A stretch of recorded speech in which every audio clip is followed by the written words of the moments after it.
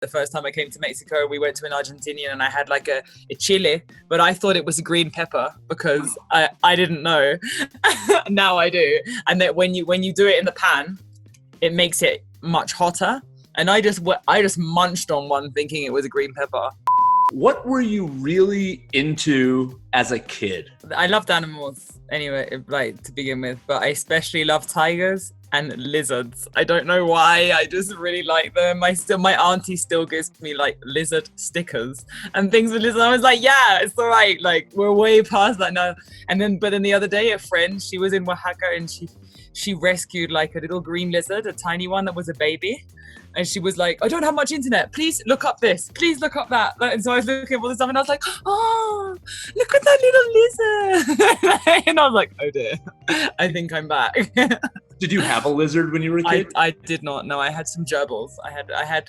First I had 2 gerbils called Squiggle and Briggle. And then I had 3 gerbils that were Rupert, Jimmy and Joey. They were 3 black ones and I had them in like a big tank of soil and they would just like dig and go crazy. And then we had a dog. And then my sister had a rabbit that had ears like this that would go out, and when she got mad, the ears would go like horizontal. But they were all friends together. Nobody would eat anybody. It was really nice. And now I have 2 dogs, which I love. So I think it kind of carried on in that sense. And I wanted to be a farmer. I think I just wanted to play in the mud. Tell me about your dogs. What do you have? I have a Dogo de Burdeos. She's a Dogo de Bordeaux. I don't know how you say it. And she's called Sasha Babas. She's sleeping right now. She's not snoring at the moment, but when she starts snoring, you'll hear her. And I think those dogs are really big. They have the big saggy faces with all the slobber and the big sad eyes. And she's like a petite version because she's female, so the females are a bit smaller, but also she's quite small. I think I've seen a lot of other dogs which are Dogo de Bordeaux, and I'm like, God, you are a hell of a dog. And people meet Sasha and they go, God, she's scary or whatever. And she's just a baby.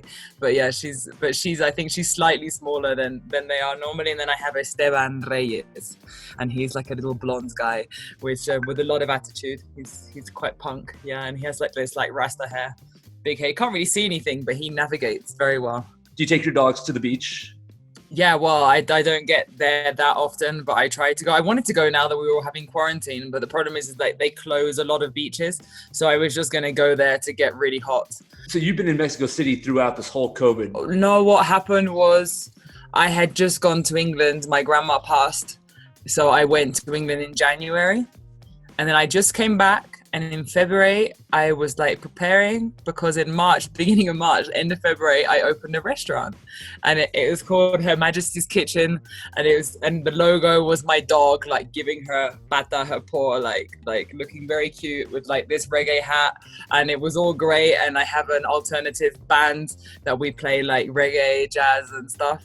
And we played and it was amazing and the whole thing was great and everything was going great. And then literally I was open a couple of weeks and then I saw what was happening and I was just like, you know what, guys, let's just switch off for now because there's no point. What I could have done is gone, okay, I'm going to go crazy and like work really hard to do delivery. But I'm kind of like doing delivery. I want everything to be ecological and the way that I do it. I'm not willing to like just be churning out plastic crap. And like, I don't know, like, and I've been doing so much touring like for years and years and years and years and years. So then when I realized that everything was just going to stop, I was like, okay then, I will make the most of this moment and get some rest. If you had one opportunity to use a time machine, where would you go? Can I go forward or do I have to go back? Your time machine, you can do whatever you want. Ah, that's so exciting. I'd go back to like way back when when the world was like super, super, super green and full of animals and stuff like that. Are there any bands that you might want to go back in time and see that you never got to see?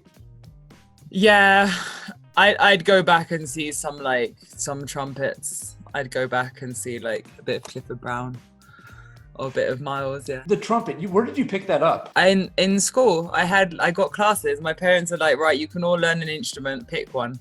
And I picked the trombone, but my arms were not long enough. Surprisingly enough, because I'm a very long person.